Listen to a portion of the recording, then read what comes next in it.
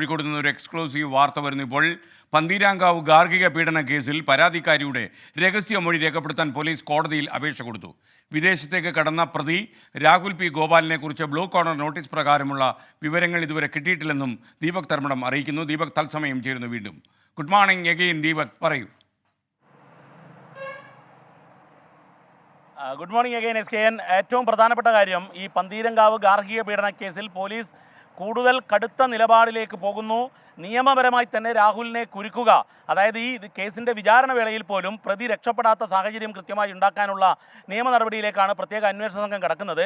പ്രത്യേക അന്വേഷണ സംഘത്തിൻ്റെ തലവൻ സാജു കെ എബ്രഹാം കോടതിയിൽ അപേക്ഷ നൽകിയിരിക്കുന്നു രഹസ്യമൊഴി രേഖപ്പെടുത്താൻ. അതായത് ഈ കേസിലെ പരാതിക്കാരിയായ ഈ പീഡനത്തിന്, ഗാർഹിക പീഡനത്തിലെ ഇരയുടെ രഹസ്യമൊഴി രേഖപ്പെടുത്താൻ വേണ്ടിയാണ് പോലീസിൻ്റെ നീക്കം. ഇതിനുവേണ്ടി ഹർജി നൽകി കഴിഞ്ഞിരിക്കുന്നു എന്നുള്ളതാണ് ഏറ്റവും പ്രധാനപ്പെട്ട കാര്യം.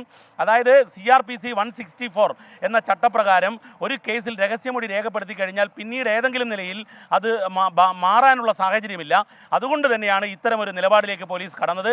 ഹർജി നൽകിയിരിക്കുന്നു. ഇനി ഏത് മജിസ്ട്രേറ്റ് മുൻപാകെ എപ്പോഴാണ് ഈ രഹസ്യമൊഴി രേഖപ്പെടുത്തുക എന്ന് കോടതി അറിയിക്കണം.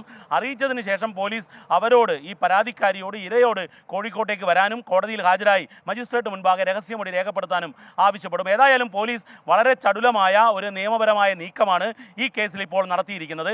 SKN പറഞ്ഞതുപോലെ ബ്ലൂ കോർണർ നോട്ടീസ് സർവ് ചെയ്തെങ്കിലും ഈ ഫ്രാൻസിലെ ആസ്ഥാനത്ത് നിന്നും വിവിധ രാജ്യങ്ങളിലേക്ക് ബ്ലൂ കോർണർ നോട്ടീസ് പോയതിൻ്റെ പരിശോധനാ ഫലം, അതായത് ഈ രാജ്യത്ത് ഈ പ്രതി ഉണ്ട് എന്നുള്ള ഫലം ഇതുവരെയും ലഭിച്ചിട്ടില്ല. SKN. Okay, thank you Deepak Dharmadam. ലോകത്തെവിടെയായാലും ഏത് സമയത്തും 24 വാർത്തകളും ഓഗ്മെന്റഡ് റിയാലിറ്റി പാക്കേജുകളും എക്സ്പ്ലെയിനറുകളും വിശദമായി കാണാൻ ഞങ്ങളുടെ YouTube ചാനൽ നിങ്ങൾക്ക് സബ്സ്ക്രൈബ് ചെയ്യാം.